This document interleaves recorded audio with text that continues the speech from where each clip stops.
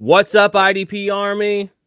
We are back again with another episode of the IDP Army podcast. I am your host, Jordan Rains, at 50 Shades of Drunk. If you are on the Twitterverse, I'm joined tonight by the man, the myth, the legend, Billy Manziel, at Hombra Vendor, a key cog, potentially, could we say the leader of Offensive Points podcast? I would, we're all co-hosts, so I won't say I'm the one guy, but I will definitely say I play a key role. Don't put any labels on it, but we know who the boss is. So, guys, we are going to bring you a badass episode, so stick around. We'll be back in 1 sec. Check the mic and make sure it sound right, boys.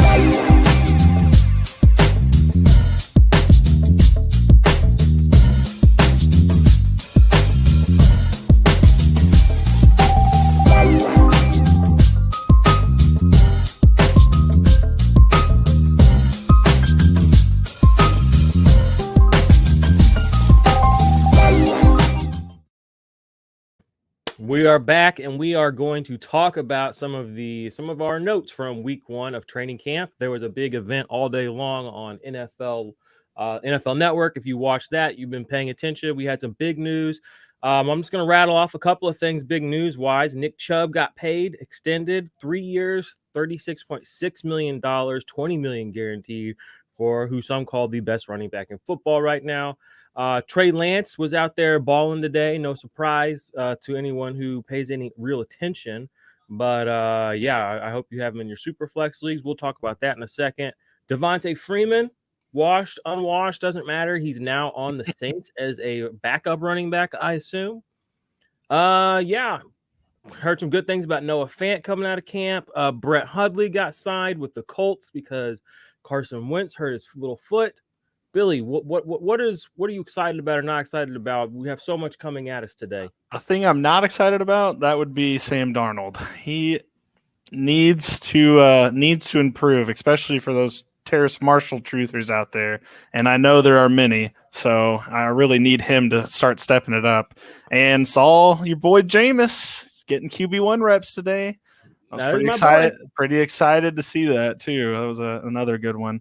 Oh, and then Jimmy Garoppolo, this poor soul, he cannot help himself at this point. I need him to be good for a little bit so Trey Lance could come in and like overshadow and just blow him away. That would be great. Yeah, I don't think that's going to happen. But it was a good day for Jameis. Like you said, I think that it's going to be tough for him without the weapons, that he had necessarily. I mean, he had Mike Evans, he had Chris Godwin. Had Michael Thomas. Well, I don't know if my opinion of Michael Thomas has always been a little bit different than most people's. I always thought he'd been overrated for fantasy and in real life, but that's neither here nor there. He's basically, again, for the third year in a row, he's going to miss serious time, be completely fantasy irrelevant. So, What are you going to do? Don't like that injury. Yeah. Well, I mean, of all the things that I mentioned right off the bat, I think, Nick Chubb, I mean, that's not super duper newsworthy. We kind of knew that the Browns were going to keep him It's around. good that it got done. It needed to get done before the season, or either him or Baker, whichever one they were going to do. One of them needed to get done before the season because the other one's going to have to happen.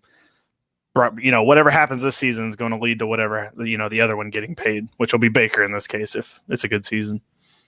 Yeah, agreed. Yeah, needed to get done. And, the cap's going to go up, so they'll have a little bit more room to play with next year. Other big news is IDP news. Justin Houston signed a 1-year deal with the Ravens before he went to the Colts 2 years ago when he left the Chiefs. They had interest in him, and he ended up signing a 1-year deal.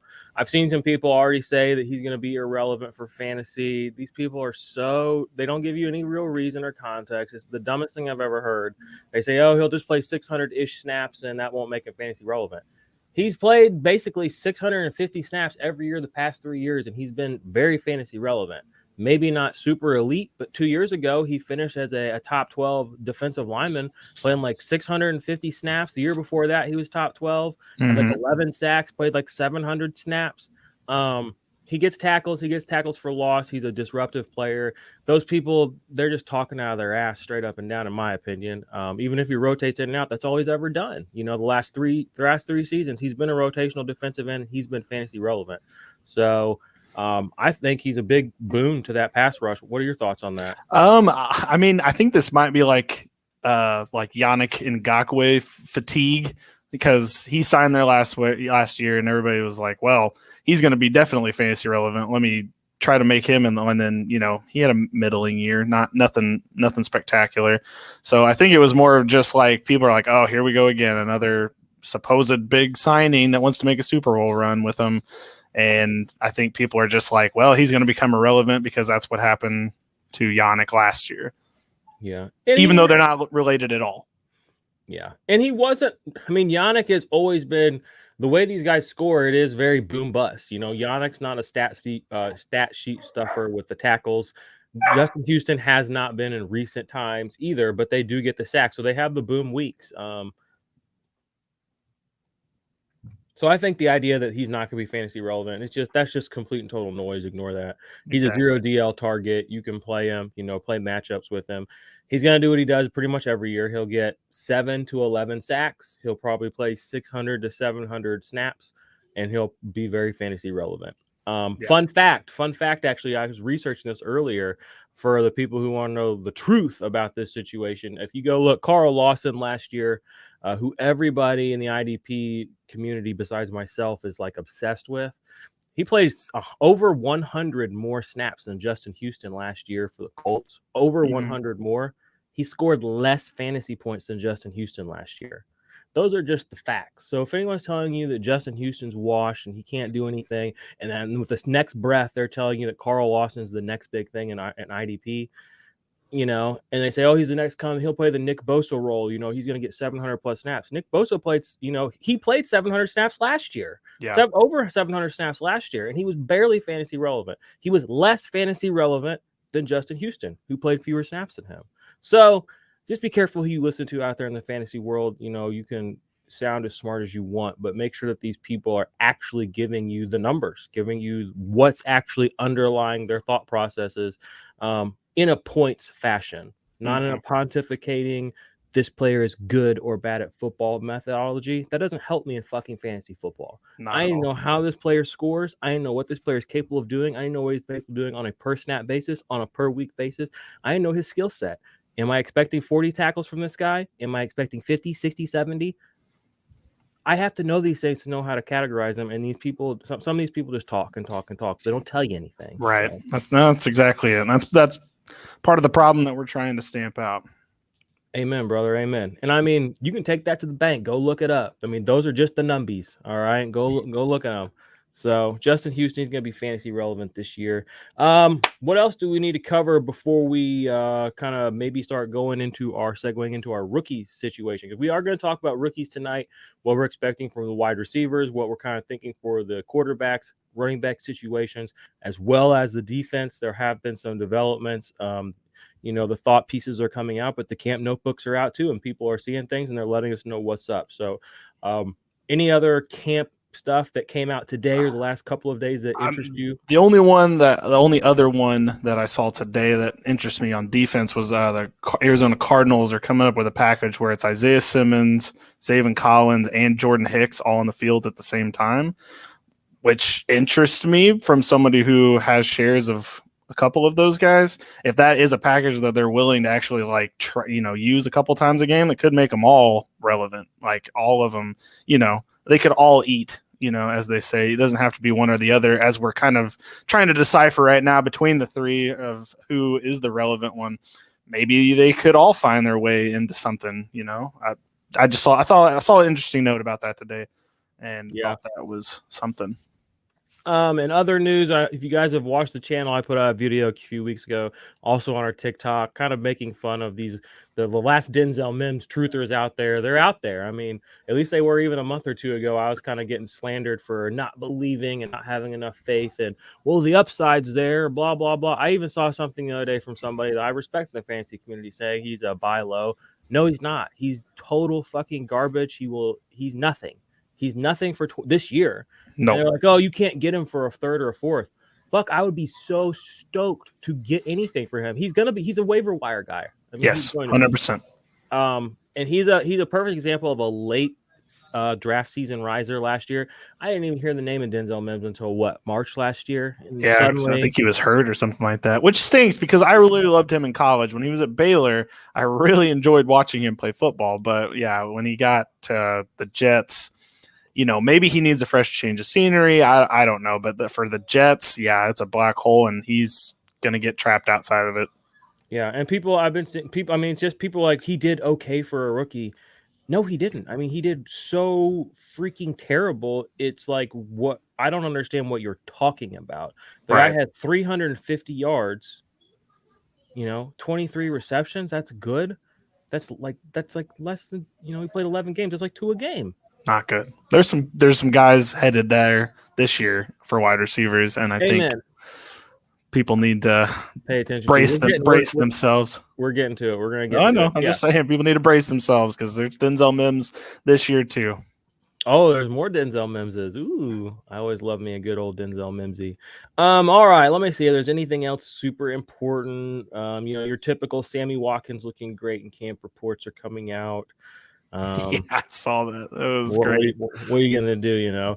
Well, week 1 he will put up like 54 points, and everybody will think he's the GOAT, and then he won't have another game like that the rest of the season. So Jalen Reagor failing his physical. Good times. Nerve-wracking. He should be the wide receiver 2 on that team. So it's a little. You don't normally see wide receivers fail their physicals. That's usually like an O lineman, D lineman thing. Yeah. So a little concerning, but whatever. He'll get there. I hope. Yeah. We need to talk after this because I have 2 dynasty rosters in leagues I'm in with you. And if that's the attitude you have, we need to have some dialogue. Oh, I do not want a piece of this Philly offense. So here it comes. The truth. Unless they have Deshaun Watson, which is the big rumor, I will not be having any piece of this Philly offense. Nice. I'm just kind of scrolling through some of the other headlines. Clelin Ferrell, notorious top 5 waste of a pick by the Raiders. 100%. Doesn't look like he's going to be able to get playing time really now. Yannick and Max Crosby are both head and shoulders better than he is. So all right, that's pretty much everything news-wise, camp-wise. Guys, if you are in the chat, in the comments, if you guys have anything you want to talk about, let us know. We will listen and we will participate with you. But for now, I guess we are going to jump into the rookies. So we'll just start with the wide receivers because that's probably going to be where the most fantasy relevance is going to be this year as far as breadth and depth of the position.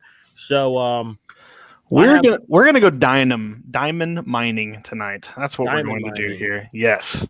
All right, mining for diamonds. Okay, well, I got a question about a guy that looks like he might be a diamond in the rough, and that is Terrence Marshall. Okay. I caught a little flack on social media yesterday when I listed him as a faller in camp. And I want everyone to know that it is not because of Terrace Marshall that I believe that. It is Sam Darnold that is the problem there. They have too many mouths to feed at the top. They have Christian McCaffrey, who's going to demand a lot of targets. They're going to have DJ Moore, and they're going to have Robbie Anderson, all demanding targets there. And then you're going to have Terrace Marshall. And Terrace Marshall, I think, could hop over Robbie Anderson, but he's not hopping DJ Moore, and he's not hopping Christian McCaffrey. And I don't know if you've seen Sam Darnold play over the last couple of years, but it's left something to be desired. And I just hope that they can figure something out for that offense. But until I see it from Sammy D, I am not going to believe in them. Ooh, that hurts because I'm a heavy investor in DJ Moore, and I do have several shares of Terrence Marshall, and I liked what I saw. Very little, minimal amounts I watched of college football. Well, here's the thing. Heard about him too. Here's the thing. Here's why you should be excited. Robbie Anderson's contract's up after this year. Terrace Marshall is right there, ready to go, and he is going to get that opportunity. So for a dynasty stash, perfect. I'm just saying for this year redraft, I would hamper expectations. If there's an injury to either DJ Moore or to Robbie Anderson, if the opportunity knocks, he will answer, and that's what you need from a dynasty asset, especially, and then from a late round guy like Terrace Marshall, who's going currently, I think, in the 13th round, about that way. He's like wide receiver 67. That's probably a little, 13th round, you're kind of going for flyers anyway, a little bit, but like, yeah, I mean, 13th round, come on. Right. I'm probably not taking somebody I plan on starting there anyway, but he may never see your starting roster. I don't know. I think I would be looking for other pieces. If it was me in redraft for Dynasty, go buy it right now, because if he has a bad year, he's going to be cheap and you're going to have a ton of shares next year. Nice. As far as rookie wide receivers, we're bearish on him for this year. Bullish on for this season. My number one guy that I'm kind of thinking is going to be that guy this year is either Jamar Chase or Elijah Moore. I feel like Elijah Moore, everything I've been seeing in camp, all the beat reporters and everything says that he and Zach Wilson have already been practicing together, building rapport, and apparently they already they mesh. It's just already happening. And if I've learned anything the last couple of years in fantasy football and leading up to the season is you do need to pay attention to this type of stuff. It's not always smoke and mirrors. When it is mostly smoke and mirrors is certain organizations and certain narratives. We will give this running back more targets, which we historically never do. That's the kind of stuff you can fade. Now, stuff you can take to the bank, in my opinion, is player X, Y, and Z looks really good playing with this. I remember listening to the Tyreek Hill reports like this 3 or 4 years ago, and that's kind of why I was such an early adopter of Tyreek Hill, because I really bought in. And I'm hearing the same things about Elijah Moore and Jamar Chase, and I'm curious, are they your two top rookie wide receivers? And if so, who do you think has the better 2021 as far as a redraft point of view? So Jamar Chase, there's no reason to worry. He's fine. He's going to be fine.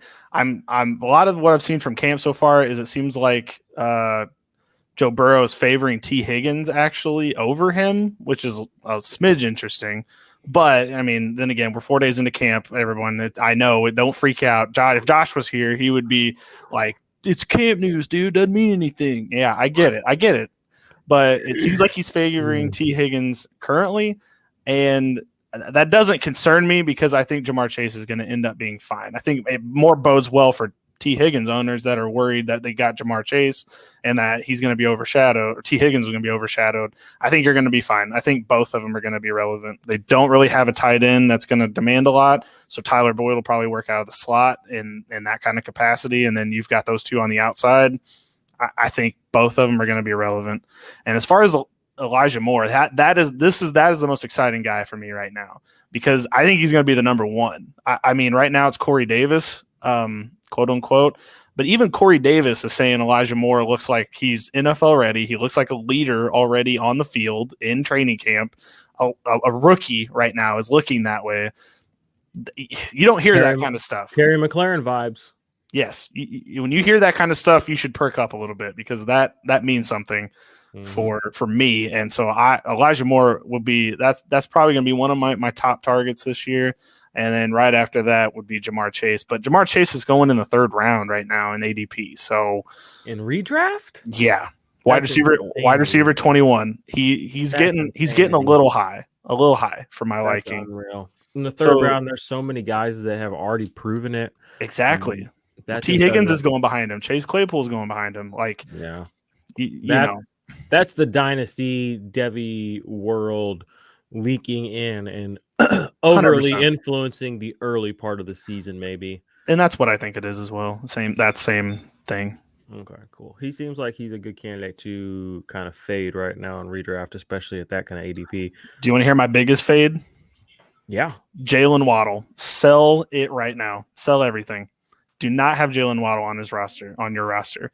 So my first major red flag is he had ankle surgery he had an ankle injury when he was at Alabama, had ankle surgery, was able to kind of play in the national title. It was kind of weird because he was definitely still injured, but they threw him out there for a couple of plays, and they said he was going to be ready for camp. He is not ready for camp at all. There's a bunch of Dolphins fan sites that are like, oh, he's fine, he's had great days in camp, but all the beat reporters are not on the same page. They are still saying that he has ankle problems, and then 2 days ago at camp he re-injured his ankle and has been limping ever since. that is a big red flag to me. I do not want him on my roster this year. And for Dynasty, he is a speedster, and you need your ankle for that. So I don't know. It scares me a little bit. I probably would get out of the Jalen Waddle business if I was everyone right now. Yeah, I like the talent. I like the situation enough as a rookie. Yeah, I'm not expecting much from him. Maybe a couple of pop weeks, if health and all that aside. But apparently this team is falling apart wide receiver wise. Looks like it. So that's a little concerning. But eventually somebody's got to play, and you got to pick somebody. I don't know who that's going to be. I know Will Fuller's going to miss week 1, and then he's also a little bit hurt right now. And then Devontae Parker and Preston Williams haven't been able to. They've been on the PUP list so far, so they haven't been able to practice.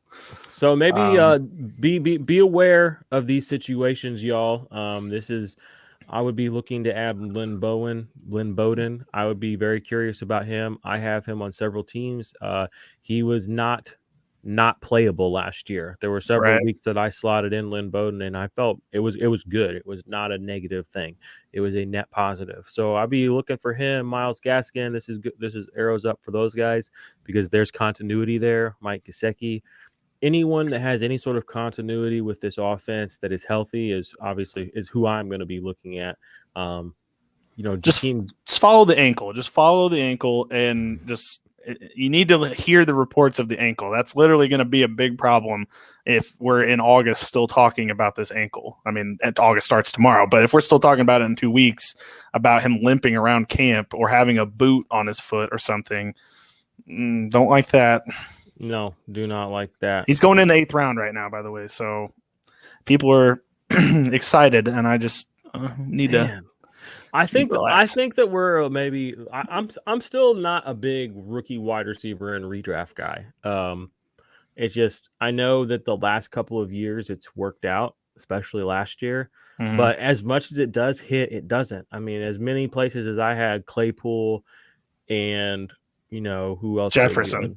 I traded Jefferson. The only place I had him before the season even started. There was a Van Jefferson, a Jalen Reagor, a Henry Ruggs right there next to him. So yeah, I think we're all CD Lamb too. CD Lamb was good. Yeah, there's a little. I think we're all a little too bullish on rookies, but at the same time, I kind of am at this point where if a rookie doesn't hit the first year in some way, shape, or form, I just don't really believe he's going to, because there's enough examples in the NFL of guys. If you can do it, you can do it. Look at Justin Jefferson. Look at CD Lamb. Look at T. Higgins.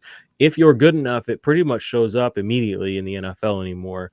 That's kind of my opinion. And then on top of that, rewind a year where every mother effing analyst and commentator was like, and all these rookies aren't going to have mini camps, and this is going to be the worst year of rookie production in all time. Right. It was literally the most pointless, stupid narrative that ever existed. It held no water. It was just a talking point, because that's all last season was. It's COVID. That's all you talk about. And it was an excuse. And then when so many people were wrong, he's never heard about it again. We had literally one of the best rookie wide receiver classes ever, and not a motherfucking one of them played in camp. Okay, but all leading up to the season, it was all doom and gloom. So if you can't do it as a rookie anymore, I'm less inclined to believe it's even possible. Well, your 3 stayaways for if you're not a rookie wide receiver guy are Jamar Chase, Devontae Smith, and Jalen Waddle. All of those people are going before the 11th round. Those are you're buying them at peak price. That's what you're buying. I'm more interested in the people going 11th and lower than that, because I think that is a person that you can get cheap that could have the upside to actually put you in a spot where you could, that could be a league winner if everything shakes out right. Yeah. I want your Devontae Smith take, because mine is I don't have him anywhere. I don't want him anywhere. That's pretty much my entire thesis. That might be stupid. I know a lot of smart people like him. I've seen a lot of smart people say a lot of dumb things and be wrong a lot. So I've come to learn to trust my own judgment. It's, and I just want to see Devontae Smith. I'm fine missing on him this year. If he does hit, great. I'll get him next year. I don't want to pay what he costs right now for that gamble, because I've drafted guys, again, sort of in that mold physically, skill set wise the last few seasons, and they have not panned out for me. And I'm learning. I mean, my process is to not make the same fucking mistakes all the time, no matter what the narrative is. That's what we're all after. Yeah, I like Devontae Smith. I mean, him being the wide receiver 1 for the Eagles right off the bat before even getting things started is probably the most upsidey thing. Because if he gets the chance to prove himself that early, then you have a better chance of him hitting early because he's over Rager, and then behind him you got like Travis Fulgham. And a bunch of other guys on that roster, Greg Ward Jr., people like that have shown flashes in the past, but they're not going to start. So the only good thing is he may just be the only target, him and Goddard. What? Dallas Goddard? Goddard. I don't know why I couldn't say the names. I'm stroke. Goddard. Yeah. I like that.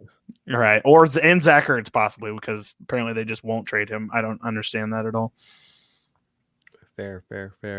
All right, well, we are going to take a short break. If y'all have any questions in the chat, let us know. When we get back, we're going to talk some more rookies at other positions besides the wide receivers, and then we will get you out of here, IDP Army. What's good, IDP Army? It's Jordan Rains, and quickly I want to tell you guys today about the big project I've been working on, the Ultimate IDP Index. The Ultimate IDP Index is the #1 resource for IDP fantasy football players, rookies or veterans for 2021. Inside, you're going to find contract information, tiered IDP rankings, detailed player production profiles going back to 2017, suggested trade values, and a whole lot more, including unique write-ups, unique videos that will only be available within the Ultimate IDP Index. But to me, probably the most valuable thing is the fact that the trade value estimation tool is going to be updated weekly, so you'll always be aware of what a player is worth in your Dynasty League at any given moment. So what are you waiting for? Sign up for the IDP Army Patreon today. Patreon.com/the IDP Army. Join the Black Ops tier and join the IDP Army today.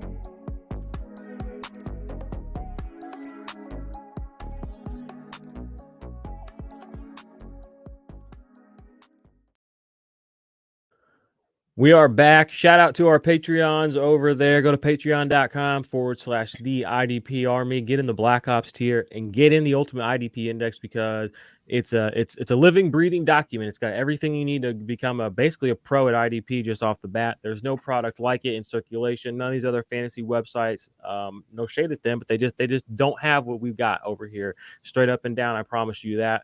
And in season, it's gonna be maintained and curated a different type of way. I've got all kinds of stuff I'm adding to it.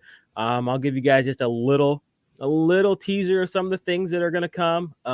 In season, there's gonna be a green dot area where you will see which players are wearing the green dot are going to be on the field the most likely, calling the plays. There is going to be a matchup rating system in there that I will be curating every week. It won't be necessarily for every single player and every single matchup, but where I feel that there are super positives or super negatives, you will know the strength of that schedule, the strength of that matchup. The other thing I'll tell you, there'll be a start sit. There's going to be a start sit every week. So I won't necessarily tell you every single player that's in there if they are a start or a sit, but if someone is in what I think is a sit, they're going to be labeled that way every single week. A start, they'll be like that. So you won't even have to necessarily, come to me for this information. It's going to be curated right there in real time. I got a computer here. I got my phone right here. I'm constantly updating the index in real time as things happen. Embedding tweets, embedding videos. I mean, literally, it changes every day. It gets more and more and more valuable to the people that have it. And I promise you guys, the IDP Army is going to go out and represent big time this year. We're going to win a lot of people, a lot of championships. So don't fuck around. Go over there. It's cheap. I think it's like $10-13 a month right now. You can get the index. And that's a fucking deal. If you play in money leagues, you play in 5-6 money leagues. I mean, if we can help you win, that's what it's all about. And that's what I want to do. And it really came down to when I built this, it's something that, again, it doesn't exist. It didn't exist. I said, what will help me in fantasy football with my weekly research, with my in-season research? It's amazing. The guys in the Discord will tell you all about it. Billy's on it. I mean, it's dope, right? Yep. It is very dope. Very dope. Get a lot of usage out of it. Believe me, it's a very good tool because when you see a ranking on a website over another ranking, you don't really understand why. Don't really understand why that person's ranked where. And this will actually help explain what that person's good at and what you can look for. So I think it's a very good, useful tool. Yep. And so do about 50, 60 other people. So, yeah, you guys get in there. All right, we got 2 more wide receivers to cover. Billy, I'm just going to turn it over to you. Cover the wide That's receivers. fine. I will. All right. First one is Amon-Ra St. Brown, the sun god, as they're calling him. I listened to your Detroit preview. You were hating on him quite a bit. Why do you? Hey, Yeah. Well, okay. Maybe you just weren't in favor of him. So what was your reasoning about that again? I forgot. I mean, I don't know a lot about him. He is on Detroit, so I don't know if there's still going to be a ton of touchdown equity. They said he is going to play the slot, so I mean that's not an outside role. So maybe in PPR that's good, but those aren't going to be high equity targets necessarily. I'm And glad you he's a mentioned the rookie. slot. I'm glad you mentioned the slot. Oh, are you? Let's hear why. Because Jared Goff loves the slot. 2 years ago, he threw with a accuracy of like 78% to the slot. And that's why Cooper Kupp is a name that you know now because of the slot. So if you're going to put him in the slot, you've got him and Hawkinson. Those are your fantasy relevant people on this team. People are going to boost up Rashad Perriman for some reason, or Tyrell Williams as being the 2 outside guys. But Jared Goff is not a outside thrower. I mean, Robert Woods kind of transcended what he should have, but you're going to want Amon-Ra St. Brown because in PPR, he's going to be very useful this season, especially if he can get on the same page with Goff. Not really seen much about him in camp so far, but I haven't really seen much about the Lions in camp with, Man Campbell behind the head coaching now. You didn't see the burpees? I saw him doing burpees on the field. I just the haven't seen much. 1/3 rep burpees the whole team was doing. Exactly. I saw that. I just haven't seen anything from their wide receivers. And the other one I want to touch on. Okay, sorry. That was all they did practice. They just did burpees. They just did like a little workout and then got up. That makes a lot of sense. He seems like the kind of guy that would do that. The other guy I want to talk about real quick is Dyami Brown for the Washington football team. He has 3 people ahead of him. He has Logan Thomas, 4 people if you count Antonio Gibson, but Curtis Samuel, Logan Thomas, and Terry McLaurin all ahead of him. But from what I've seen in camp, and I know that you can't just take camp videos and people making highlight catches, just from what I've seen from him, it seems like the talent is going to outweigh what pecking order he has. He's going to carve out some targets, and I would not be shocked if he ends up with 70, 80 targets this season, and I think he can make the most of them. Ryan Fitzpatrick is not Alex Smith or Taylor Heineke. Like, he can actually let the ball go down the field, and that's what Dyami Brown is good at. So I think McLaurin's definitely going to love him, because if McLaurin's dragging the coverage over to his side of the field, then you've got Dyami Brown on the opposite side, Curtis Samuel in the slot. I think Dyami Brown's got a lot of value on that other side, but I would be targeting him late in drafts. I feel like he has potential. I agree. And, Curtis Samuel, hamstring issue already before training camp even starts, that could linger. And if that's the situation, he could be very fantasy relevant sooner than later. So I'd agree with you there. And I like him. I have him in a lot of leagues. I don't have him on Ross St. Brown in hardly any leagues. So I'm more bullish on him than the former. So let's go ahead and segue over to the offense, or not the offense, quarterback. So I'll just kind of do these guys quickly because they've been done to death in the draft process. But yes, Trevor Lawrence, I feel like he's not being talked up enough for redraft. I don't know what exactly his consensus is right now, but I just don't feel like I'm getting enough Trevor Lawrence coverage, considering how good he's supposed to be. I just don't hear about him enough as far as a weekly play in one quarterback redraft leagues, even as a streaming option. We've seen very fantasy relevant quarterbacks the last several years here. Gardner Minshew, Blake Bortles in his time. Other guys, I don't know who these other guys were, but there have been people. And Trevor Lawrence is supposed to be that guy. So I think that he's a little bit underrated as a sneaky low-end quarterback 1. Zach Wilson, I think he's probably going to stay in that quarterback 2 area, just because I don't know that he necessarily has the offensive pieces around him, the way that the Jacksonville Jaguars do. And then Justin Fields, my Justin Fields take is I honestly think that Andy Dalton is going to be more troublesome than people wanted to be this year. He was 4-5 with the Cowboys last year. Cowboys don't have a defense. Okay, now he's on a team with one of the better defenses in the NFL. They got a pretty cush-ish start to the season. And I don't see, and we've just seen Matt Nagy ride it out with Trubisky and with who is the other guy, Foles. I mean, Andy Dalton's head and shoulders over both those guys. So he is. Okay. He is. Head and shoulders. Oh, okay. I don't know about all that. He's at least a head above them. Okay, and maybe. I just feel like the Dallas Cowboys would have been a lot better last year, right? Like then if he was head and shoulders better. Like, I mean, Dak only won like 1 game. He played 4 or 5. It was, but the offense also looked bad after Dak went down. Like it was the offense and defense. Defense looked bad. They still won 4 games. I'm just saying, Andy Dalton, the way people talk about him, he didn't win a fucking game last year. You go look, he had one of his best completion percentage of his career. He was basically right on par for the course as far as his yards or per target or whatever. His quarterback rating was pretty decent. Now he did have good talent there, but again, this was a dysfunctional team in both sides of the ball, as you just said, and they won 4 games. So Andy Dalton, I think, is being underrated, and I think he's going to throw a wrench in a lot of people's Justin Fields shares this year. And then Trey Lance, the word on the street is Jimmy's our starter. I hate that. I hate it so much because Trey Lance is definitively, I think, better. I mean, Jimmy G, there's nothing to really see there. Jimmy G is not as good, in my opinion, as probably Andy Dalton is, but I'll probably get in trouble for that one in the comments. Get in trouble in here. Where is this love for Andy Dalton coming from? I don't love Andy Dalton, but I don't understand the absolute hatred for him. Maybe that's a better way of putting it. I guess so. God, like I would say him and Jimmy Garoppolo are probably the same tier. I would see Jimmy's better than him, but that's just me. Well, I don't know. Jimmy Garoppolo's got some problems.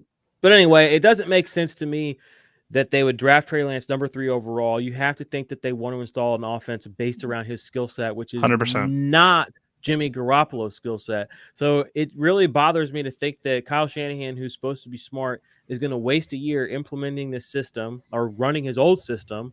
Like, how do you teach your quarterback, okay, next year this guy's 100% gone, and all these same people are going to be here, but we're going to play different than we're playing this year, even though you're here and he's leaving. Like, it just doesn't make any sense to me. I have to believe that they're going to get rid of Jimmy Garoppolo at some point during this camp season. I just have to believe that because I don't think so because they wouldn't have let their other quarterback walk if because they need a backup basically. So they got to keep. I mean, I know Jimmy G's not going to be happy about it. I mean, I'm not saying he's going to be pumped on the bench, and he probably will just ride it out. But I think they're just going to let Jimmy G go until it's not working anymore, and then they'll slot Trey Lance in because this is a roster that could make a Super Bowl. It could. I mean, it did 2 years ago. Yeah, and in spite of Jimmy G. Well, I know, but I'm saying like if Jimmy G can do that again, I mean, why not just leave him in there until he can? I mean, they were going to beat the Chiefs in that 4th quarter, and then a miracle happened. This is the part where in Arrested Development, the guy comes in and says, it turns out Jimmy Garoppolo couldn't. I'm not saying he's a good quarterback. I'm saying he was like, 10 minutes away from beating the Chiefs that year? Like, I don't know.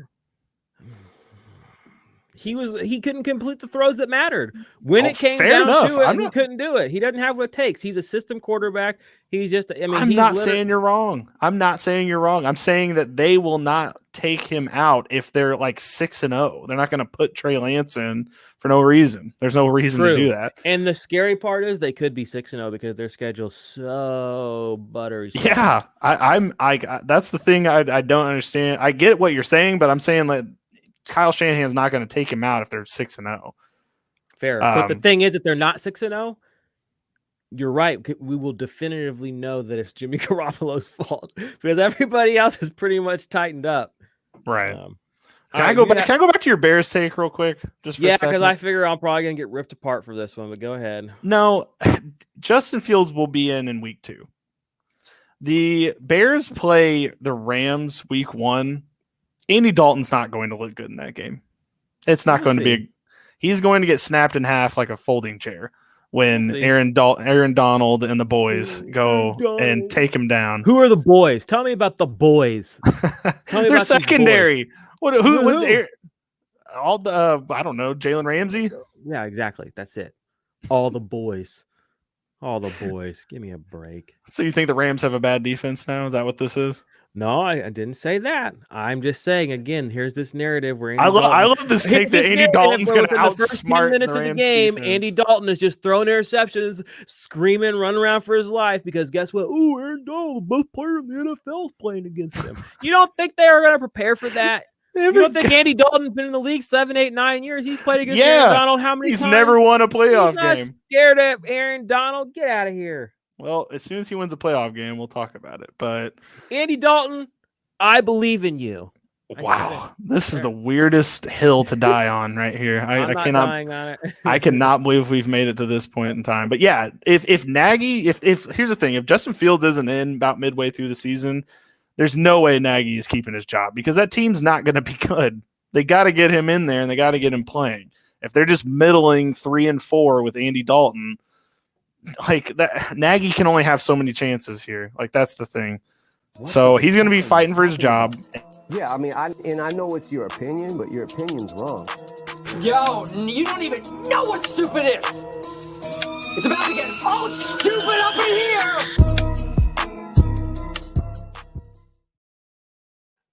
Deal with that. I can't believe that was playing our Andy Dalton take, and I'm the one that's getting that because of that. This is ridiculous. Okay, in all seriousness, guys, this is all I'm saying. Andy Dalton is not as bad as the mainstream media leads you to believe. That's it. I'll stop right there. That's all I want to get across. Okay, your QB1 this year, Andy Dalton, apparently. Didn't say that. Just okay, yeah. Okay, is he top 20? Is he in your 20 quarterbacks? Like two QB 18. If I knew he was a starter, yeah. Super flex leagues. He one of your targets? You're going after him? I have him in several super flex leagues. Yes, he is. You're not. There's no way you're excited about that. Okay, here's a question. Dynasty League. Carson Wentz, Andy Dalton. Who would you rather have for the rest of forever? Carson Wentz. Really? Yeah.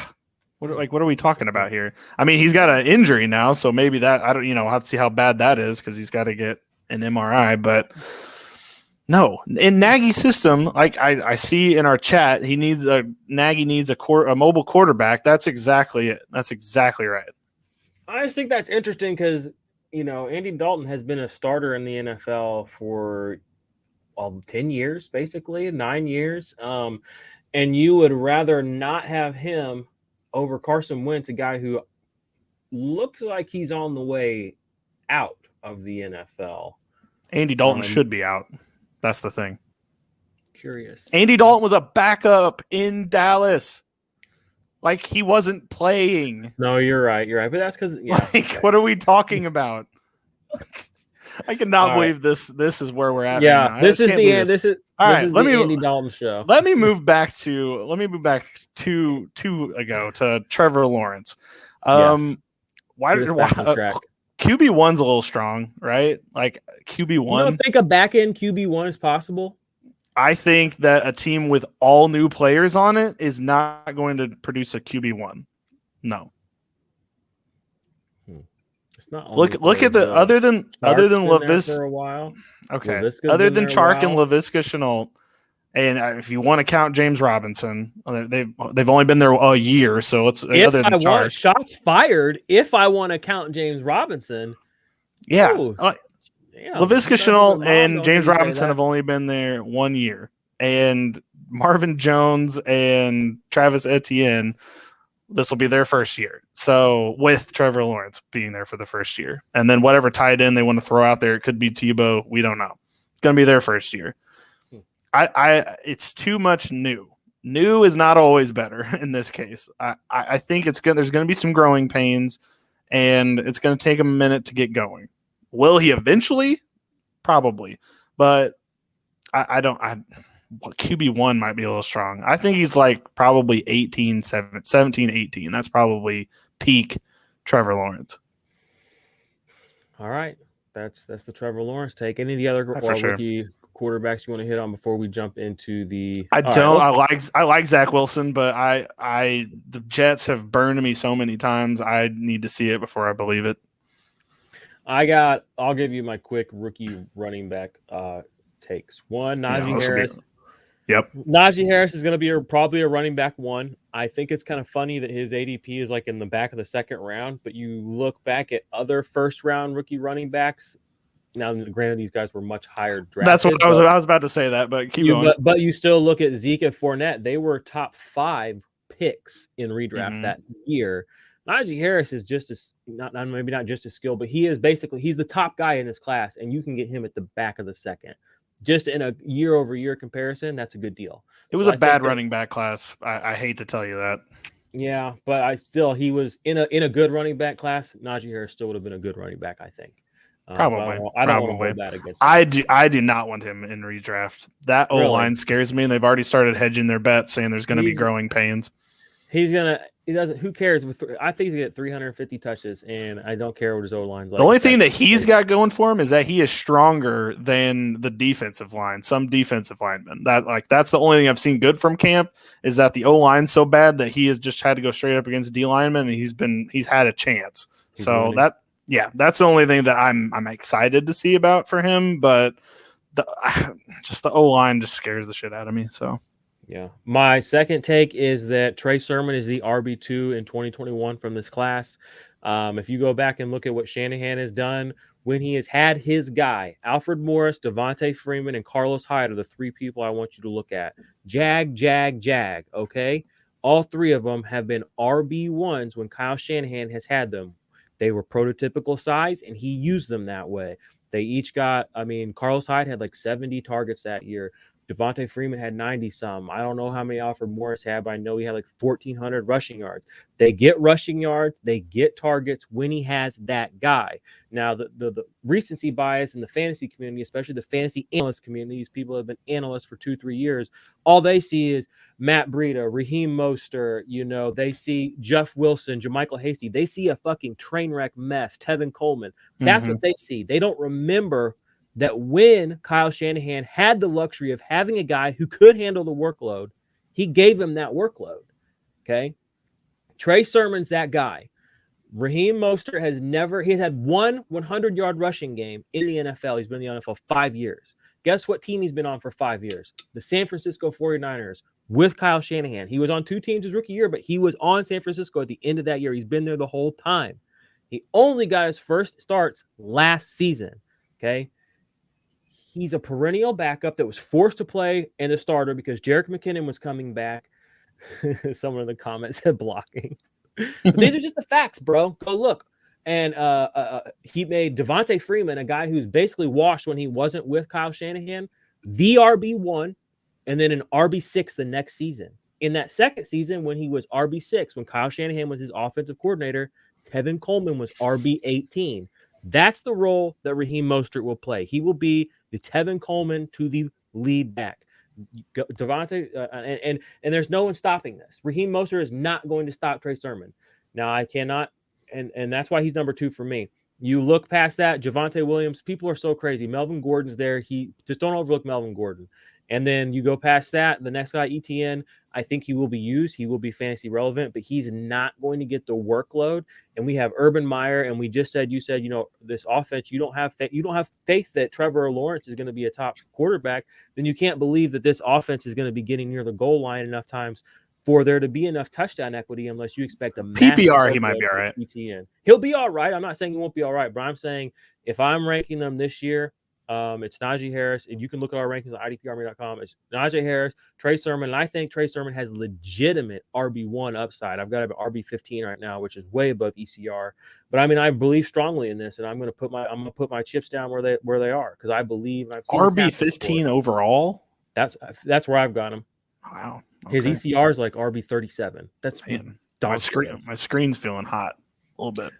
Burn it all down. This is the take that I hope, it doesn't matter. No one remembers the takes you have that are good. I just know that next year I'm going to win 15, 20 people championships off of my off of my bullishness for this, and I'm going to feel good about it, So, okay. So Javonte's third, right? Javonte would be I don't know. I honestly think ETN would be third and Javonte would be fourth because Javonte might have the starting role by the end of the season. All right, give me your takes. I mean, I don't really have much to go off of because we haven't really had a lot of here's definitely the quarterback situation is more of the problem there. It's not really necessarily the running backs, but I think Melvin Gordon's good, and I think Javonte Williams is good. However, I think Javonte Williams is going to kind of weasel his way more touches as the season goes on. It's just fair. But I still don't. But do you think there will be any week? You think he could eventually take the role from Melvin Gordon? You really believe that? Yes, as the starter, yes. Yes. I don't think that's going to happen. I think as long as Melvin's there, he'll be the starter. I think that Williams will be fantasy relevant, but that's my take on that situation. Well, talent. See, the problem is when talent overweighs. It's a optics thing. When they start looking better than the other guy, that's going to kind of win. You keep saying win as if this has already been written down in the books that it happened. Has he looked better? Well, we're in training camp 4 days in. We'll have to see when on the street he doesn't look better. Okay. Let's see. All right, I'm staying in for my guys, Melvin. Okay, so after that you have Etienne, and then are you going to go Michael Carter after that? Just intrigue. I don't have any Michael Carter shares. He might be the starter there. That's the only thing. I mean, he could be. Yeah, he could be, and he could be fantasy relevant in that situation. But it's kind of the Jets' offense. Everything's new. I try to stay away from that stuff. I like things that I kind of know and can see the path of what's happened before, and history repeats itself. And Jets running backs haven't been fantasy. Even the starters haven't been fantasy relevant hardly the past 5 years. Isaiah Crowell, I mean, that's the last one that was really, really relevant. Right. That's been 5 years ago. You're not wrong about it. I think that's exactly how it's going to shake out. No, but you can't trust the Jets running back. But then again, new coaching staff, so we'll see. I wouldn't go for him, but I mean, somebody will. Yeah, there's 11 idiots in every league. Yeah, that's true. All right, we've spent almost an hour talking just offense. Shame on us. What we have talked a little defense, but let's dive into some of these defensive rookies real quick. Sure. I'm just going to hit you with kind of the highlights that I've seen from camp. The main guys I've heard about my boy. I don't know who your boy is. Jamin Davis has been getting a lot of gas. Okay? That's him. Is that your boy? That's him. He's been getting a lot of gas. We know that Jack Del Rio and Ron Rivera are both linebackers in the NFL. They're linebacker coaches. They drafted him in the first round. He's going to play the mic. He's going to get a starting job. It looks like they've just handed him the keys to this castle, and he seems to be absorbing it very well. He has a very go-to-work mentality. There's nothing negative coming out about this guy at all. So what am I projecting him as for this year? Right now, in the index, he's in my tier 4. As far as my redraft IDP defensive rankings, he is currently my linebacker. Give me a second to find him. But what are your thoughts on him? He's your boy. Give us a little. Tell us a little about him. I love Jamin Davis. He's linebacker 27 right now for me in redraft on the site. When I was making the little highlight TikToks before, watching his stuff at Kentucky, loved it so much. Really hoping he was going to get into a good situation, and he fell into a perfect situation. They needed a guy like him on that team, and the perfect marriage. Loved it. I'm going to get as many shares as I can this year. Amen, brother. Linebacker 27 for me. He's going to get bumped up a little bit. And the thing you love about him, especially in the situation, like you said, is I call them disruptive defenses. Defenses with guys that are very skilled, interior, exterior, outside, all of it. They feed each other, okay? Somebody's pressure begats somebody else's sack, which begats somebody else's forced fumble, which begats somebody else's fumble recovery. And that's the beauty of IDP over offense is you can end up with 3, 4, 5 different guys scoring on the same play because of the nature of the game. It's not just a horizontal line. It's a little bit more 3 or 4 dimensional. And that's what I love about IDP. And this is a defense that has, they just signed Jonathan Allen, who we buried the lead there. Defensive tackle, probably one of the best in the game. If you are in a defensive tackle league, always a high tackle number guy. 4 or 5 year, 40 million, something crazy like that. They have Montez Sweat, Chase Young, both probably going to be all pros this next year. Both top 15 defensive linemen last year. Neither of them even had double-digit sacks, and they're top guys in their position because of the other things they can do because they're disruptive. Montez Sweat, pass deflections, tackles for losses, forced fumbles by Chase Young. There are disruptive plays happening all over the field, and guess who gets to walk into that situation as a rookie? Jamin Davis. He gets the chance to react off of all this beautiful symphony of chaos that this defense is going to put onto people. Would not shock me at all if he ends up with a touchdown. This is just going to be such a disruptive defense this year, and if he plays all these snaps, like I said, I'm moving him up my ranking soon. Linebacker 27 feels a little bit low to me. It's like learning at a prep school. Like you've got it. You got the best teachers around you. You got other students around you that are very smart. Like it's just, man. All right. I need to get off of this. I need to get off of this. There's some guy in the comments, the Boston Strangler. One, dude, come on. The Boston Strangler. I can't even put your comments up here. You've been commenting forever. I don't know what that's about. Don't be that guy. Two, would you say the interior linemen are just fat guys who didn't move? That's not true. Okay. He's a big Christian Barmore guy. I would love to see you tell us a DeForest Buckner or Cameron Hayward. I'd love to see you tell Cameron Hayward he's a fat guy that doesn't do nothing. I mean, he'd pick you up and put you through his teeth like floss, bro. That little Strangler reference for you with that floss. All right, so other defensive players I will say I saw today, Odafe Owe, pass rusher for the Ravens. They're saying that he's one of these guys that everything I'm seeing and have been seeing since even before the draft is saying that the Ravens are very excited for him. Do you have any particular thoughts? I know this is a pass rush. They just added Justin Houston. We talked about that, but they rotate. I was about to say I'm happy about that. Like I'm not as excited as I was prior to the Justin Houston signing. Way it is. All right. Well, I'm a little more bullish on him. Just again, it's one of those. That's fine. The Ravens defense for me is just. There's going to be fantasy relevant people and there's going to be fantasy irrelevant people. And I hate taking chances. Yeah. I mean, if you're going to take a chance, a first round draft pick with the incumbents leaving town, I'm bullish on him. I'm not saying he's going to be a redraft darling, but it wouldn't shock me if he ended up being one of the more fantasy relevant defensive linemen as a rookie. There's not really a lot to competition. It's Kwity Paye, Phillips, Rousseau. Anybody else in that conversation that you think, besides him? No, and the problem with those guys is I need to see more in camp from them before I start being as bullish on them. I like the names. I like the fits. Just need to see more. Fair. More excited about linebackers and some of the cornerbacks. Yeah. Just a couple other guys I just want to quickly hit on. Azeez Ojulari. I really like him as an edge rusher this year as a rookie with the Giants. I think he's going to get a lot of play time.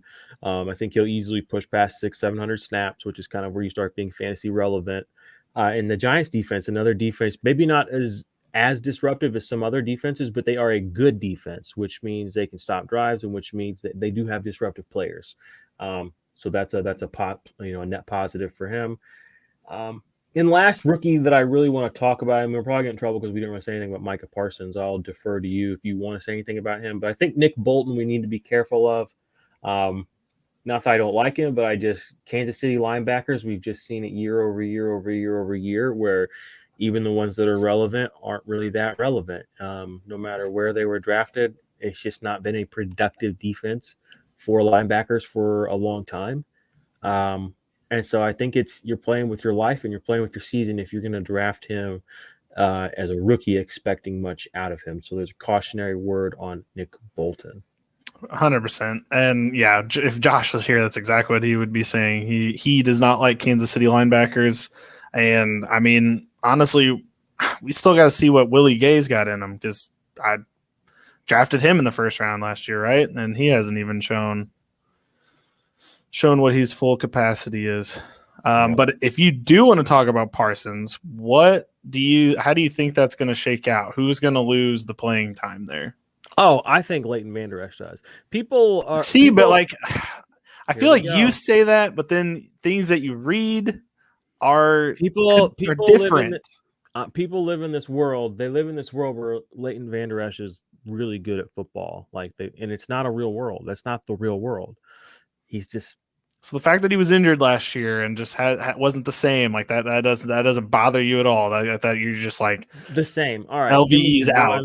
I'm gonna pull up Leighton Vander Esch in the index because I don't no doubt Parsons is going to be good. He was the best looking defensive player in this draft, and he went accordingly. Went a little late to me, honestly. I thought he was going to go earlier than that, but between Jalen Smith and LVE, This is Leighton Vander Esch's impact plays the last 3 seasons. 11. That was his rookie year, the year he blew up. He only had 11 impact plays, like 160 tackles he played. He was a very efficient tackler, but he was not actually making plays on the ball. Since then, he has had 9 in the past 2 seasons. Yes, I know he has missed time, but he hasn't missed as much time as you think. The last 2 years, he's played 19 games. But you can play injured. Doesn't mean you're going to play 100%. You can still be at 75. You're right. But even as a rookie, when he wasn't injured, he again only had 11 impact plays. That to me, that's the differentiator between a great linebacker and just a guy. Just guys, They end up with tackles, and that's how they score. Look at Zach Cunningham, consistently low impact play numbers. Guys that are actual good football players are guys that are making plays on the ball, force fumbles, pass deflections, tackles for loss. They can read the plays. And, I just get nervous when beat writers are like, well, Zach Cunningham may be losing some of his snaps, or Jalen Smith might be losing some of his snaps. Like that kind of stuff makes me nervous. You can't. Like Parsons is for sure. And it's the other 2 that I'm like, because I can see the Boston Strangler saying he'll be starting. I agree with that. I think he's going to be starting. But the problem is the other 2, I don't know which one is going to lose the playing time. And you think it's going to be LVE. I'm on the fence. I don't really know right now. He's also the one who hasn't been paid. LVE has not been paid. He has been injured, and he's made the least impact on the field. So to me, it's just reverse engineer it. Who sucks? Okay. I mean, people say he's good, but again, they can't really tell you how good he is. They can't point to any specific plays, any specific moments, any specific metrics where Leighton Vander Esch is better than any other just a Miles Jack type of guy. Here's the thing though. Linebacker. You hate Fred Warner, and Fred Warner is a good linebacker. I say Fred Warner is a good linebacker. I hate Fred Warner, yes, but I say he is a good linebacker. For fantasy, I think that you're right. For fantasy, he's a little overrated. But for real life football, he's amazing. Yeah. I think Leighton Vander Esch is the opposite. For real life, he's not that great. For fantasy, he's good because he gets tackles. But he's not as good as you think he is because the impact plays are not as high as they should be for a guy who plays as much as he does. And that's why he's going to lose playing time to an explosive, dynamic, playmaking rookie. Well, we'll find out. Training camp's going to go on. I will defer to you on this one. Let's do. Do we have a? Should we do a fireball bet? If you want to do a fireball bet, I'm more than fine with that. All right, let's just make it simple. Let's just say. Well, no, let's go by who plays the most snaps, or how are we going to figure it out?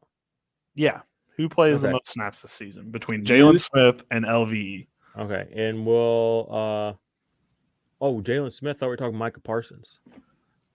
Oh my God! No, Micah Parsons is going to be on the field. Okay, even better. Great, I'll take Jalen Smith all day. Micah Parsons is going to be on the field. I'm not worried about Parsons. It's between Smith and LVE. Even easier bet for me. Okay, because Jalen Smith's the one that they're saying is going to lose snaps. That's what the beat writers are saying. They. Well, okay, I don't have my exact source. I read a lot of articles. The men in the clouds, they're speaking to me. They're saying, all right, he gets good impact plays, but he does not, always impact the football quite like you think, like the real game. Mm-hmm. All right. Is that our bet? That's fine with me. I will make that. Good. No, you don't have to make a big deal out of it. I'm happy for you. I'm happy you'll get a free shot of fireball at the end of the season. Okay, it's fine. No, I'm not worried about Parsons. He's going to be starting. I'm fine with that. All right. Any other big things I guess we could touch on? Xavier Collins. You talk on Collins in Zay Arizona. Collins. Yeah. Okay. Are you not about him? I'm pumped for him. There's stiff competition on that defense for plays.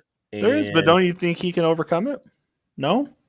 Do I think that Zayvon? Wow, you are not excited about this at all. And I think that Zayvon Collins can overcome Isaiah Simmons, Buda Baker, J.J. Watt, and the number 1 overall linebacker 2 years ago, Jordan Hicks. We were just talking about Jamin Davis being good, and he's got to overcome Cameron Curl, Landon Collins, Montez Sweat. I'm not a Zayvon Collins guy. Okay, fair enough. All right. Hey, I'm not saying he's not. I was just throwing his name out there. I was just seeing where you were feeling that. Not saying he's not going to be fantasy relevant. I'm just not super bullish. He's not on a lot of my teams. All right. Well, I'll move past that.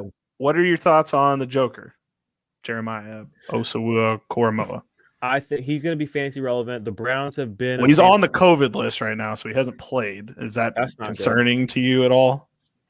Somewhat, especially after I hear all the people making excuses for Myles Garrett last year, like, "Oh yeah, COVID," and you guys. Hey, it really affected some people. Like Cam Newton was not the same after he got COVID. I actually want to find a list of players that have been positively identified with COVID or have see like what the splits I just want are. to see. Well, not even just the splits. I just want to know who they are. Okay. Keep in mind who has fatigue. Who hasn't been vaccinated? Because that stuff's gonna be in season roster management big time. That was the big thing that screwed me up last year. The places I did, a couple of mistakes I made on the content side anyway, was especially with rankings, was COVID guys. I missed a few, and I've had a few of my weekly rankings that I just didn't get to because it was just tough to keep up with. I mean, every week it was just so many guys. Some guys would be, he may or may not come off. He has a positive, he has a test positive 30 minutes before the game or negative or whatever. It's just like, it's a lot of juggling. So to be ahead of the curve and kind of be aware, just have a general baseline knowledge of who has and has not been vaccinated and who has and has not had COVID. Honestly, I think that should just be not a huge part of analysis. I don't like talking about it, but I think it needs to be factored in. Do you think that they're going to release a list of who? No, they won't. But I've been thinking about just writing it down. For instance, I saw that the entire Minnesota Vikings quarterbacks on practice today. That tells me that none of the Minnesota Vikings quarterbacks have been vaccinated. That scares me because that means if this happens, you can still get it if you're. Well, no, because they're not coming back. If they had been vaccinated, they would have been allowed to be there or whatever. What if they tested positive for COVID? If they have been vaccinated? The thing was they were close contact. If you're close contact and you've been vaccinated, you can still show up. They were close contact and they weren't there today. So that no one said they have not been vaccinated, but it's reading between the lines, and I want to make that list because I'm interested. We know several. And it'd definitely be good going into redraft, knowing for instance Chase Young. I don't think he's going to be available. Who's not going to be available? Who could not be available? Like who knows? Yeah, it's going to be relevant. It's going to be part of the season again, unfortunately, from a roster management standpoint. So be aware. I want to touch on Xavier Howard. Yes. Let's do it. He wants out of Miami. He's one of the best cornerbacks in the league. He will go somewhere. He will play football this year. I'm curious to see where he ends up. He should be a pretty hot commodity, I would think. Yeah, I saw there was 3 teams after him, right? Did you see who the rumors were, who they would be? Saints were one of them. I know for sure. What about Tampa Bay? Any chances he could end up in Tampa Bay? I would have to look through my notes and see. One of the things that I know that people were talking about or what I've heard about is, he has these legal troubles or whatever because of the domestic violence thing. And so, if you're on probation, sometimes you can't leave the state or there are just it's just harder to do things whenever you have legal troubles. So it made me wonder if staying in state would be a more likely scenario, which is why I thought Tampa Bay, Florida, maybe Jags. I don't know. I think the Cowboys also said they were in on him. They just got rid of Byron Jones. I know. I don't understand them. Okay, Saints, Cardinals, Cowboys. That's what I read. Steelers could use a good outside corner. I found my note said Saints, Cardinals, and Cowboys. All right. Were the 3. Those would all be interesting spots for him and good spots for him to land. He's one of the best corners. He's the best corner in the league, probably, or top 2 or 3 easy. Yeah, the Saints are a weird team to me, but we can talk about that a different day. Yeah, they're a very odd team. I don't have much more to say. I just have two. Can I just dump Yeah. out the rest of my notebook real quick? It's really Yes, quick. do it. Amari Rogers, dynasty stash. Don't get him this year. Randall Cobb's probably going to play in that spot, and Amari Rogers will learn from him, but he's probably not going to be fantasy relevant this year. Don't care what anybody says, but if Randall Cobb's there, you don't want Amari Rogers. And then Dwayne Eskridge is playing hurt right now. He's got a toe injury that he's dealing with. He was kind of a popular flyer about a couple of weeks ago in off-season like random best ball drafts. I would probably leave him alone as well. And then Rondale Moore looking interesting. Definitely looking interesting. Oh, we didn't even touch on him. Yes, we didn't. I don't have a ton of notes. I just saw today, I don't know if you saw that clip of him being the dump off guy for Kyler. He looked fast. Looks interesting. I definitely think he could be a guy that, they could pass the ball underneath. Yeah, there could be something there. So definitely might be a late round steal if he's still short. He's still 5'9". So, he hasn't grown since he got drafted, but he is stupid quick and he's good with the ball in his hands. So if they can figure out a role for him, that could be interesting.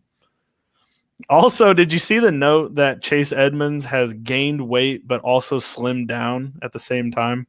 That's possible. You know how that is? Because muscle is more dense than fat. So you can become more dense and compact, slimmer, but also gain weight because you are putting on muscle mass. So it does make sense. I just thought it was a fun note because no, it is. I saw some people making fun of it. Slimmed down and he bulked up too at the same time. Yeah. It's very interesting. But all right, well, y'all, thank you for joining us through this show. This was a really fun one. Usually it's a little bit more academic, a little bit more straightforward. It's usually just me. It's good to actually chop it up with Billy. Billy does the Offensive Points podcast, which is on the IDP Army podcast stream. We appreciate that. We got some other things cooking. Billy, you want to quickly tell anyone who's still around for us what you and Joe have cooking as far as some more stuff coming? We are going to do a college football podcast. It's going to be more of like a kind of like a diary, kind of like something that you can check in on. You're kind of getting some notes, kind of getting prepared for your rookie drafts next year. We're going to be talking about every week. We're just going to be kind of putting it out there. Who's doing what are the risers, what are the fallers. We'll kind of have like a list of names that we're going to look forward to. But at the same time, we're going to kind of see if there's anybody new who enters the mix, who enters the fold, because there's some good running backs that are coming out next year. There's some good wide receivers coming out next year. And then the quarterback class that everybody said is going to be trash. There's going to be a trash quarterback room next year. No, the quarterbacks look great next year. Spencer Rattler is going to be your QB1. He's probably going to be playing in Houston. Kid looks good. So just we're going to be tracking it all though. So if you follow that podcast, listen in. We're not going to be talking down to anybody. I'm going to be giving some opinions, but not a whole lot. I just want the information out there so that everybody can kind of, I don't want you to be surprised when we get to the draft next year and you're like, who the hell is this wide receiver from where? We're not going to have any of that anymore because I know nobody watches Liberty football, but there's a quarterback that's coming from Liberty this year. And I think everybody, we need to be all on the same page of who this kid is when he's getting drafted in the first round. So I think that's what we're going to be doing. So me and Joe knows nothing about college football. I know quite a bit. So we're going to kind of go back and forth. I'm going to teach him, but while teaching him, I'm going to teach the audience too. We're all just going to have a good time. Yeah, it'll be good to get involved in the season. This might be the first. I don't watch a lot of college football because I work on Saturdays, but I'm going to try to be abreast of it a little bit more this year so I can be a little bit more well-rounded in my opinions. The guys, yeah, and it should be like 30-minute episodes. It's a little bite size. We're just, like I said, it's a little diary. Just kind of get everybody on the same page of knowing who's who, what's what, who's this person. I've never heard that name before. Where did they come from? We're going to help all that. Nice. And guys and gals, we also are looking at potentially in the near future adding an MMA pod. So keep your eyes and ears open for that. The IDP Army. We are part of there's a bigger thing. There's bigger things happening here in the background. There's projects and there's a business model that's been in play for a couple of years, and we're working on building something that's hopefully going to last and hopefully make a lasting influence in the industry, and more importantly, on you and your fantasy football championships, in your sports betting life, in your overall enjoyment and consumption of football and sports, a thing that we all love. So yeah, I'm happy to be here doing this for you guys. Like this video if you are on the YouTubes, thumbs up, leave a comment, check down in the comments. There's all kinds of links for cool stuff. Discounts, whatever. So we will be back soon. I'll be finishing up the 32 team series. Go check that out. The playlist is up. I got an Antonio Brown video I just put up. I'm gonna put that on the podcast feed as well too. We got all kinds of crazy shit going on, and the season hadn't even started. So if you guys rock with us, we're gonna win you guys some money this year. We're gonna take home some belts, some titles, some trophies, and we're gonna do it with style. We ain't gonna apologize for it. Let's win some money. Yes, sir. No apologies. Let's do it.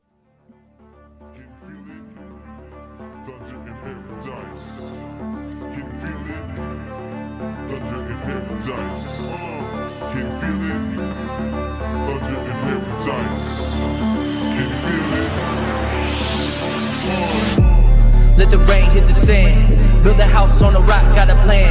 Gotta get stocks, keep them bands. Hear the clock tick, blades on the fan. Used to be mundane on a Monday. Now you have fun day on a Sunday. Cause you switching it up and you living it up. You ain't getting enough.